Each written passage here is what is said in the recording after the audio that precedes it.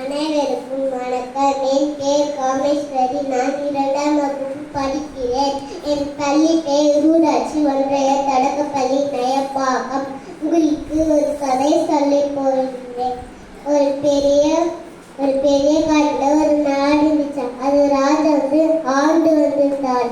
அதுக்கு ஒரு நாளைக்கு ஒரு ஆசையா ஒரு பெரிய அரண்மனை கட்டணும். அப்போ வேலைக்காரியிட சொன்னாரா, இதுமாரி மரம் வெட்டி எனக்கு பெரிய அரண்மனை கட்டுங்கன்னு. அதுக்கு வேலைக்காரன் சொன்னாங்களா, மரம் வெட்டினா மழை பெய்யாது, நான் சொல்றது தான் நீங்கள் கேட்கணும்னு. ராஜா சொன்னாரா, அம்மா மரம்லாம் வெட்டி பெரிய அரண்மனை கட்டிட்டாங்க.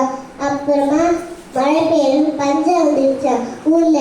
அப்புறமா தான் ராஜா விழுந்தாராம்.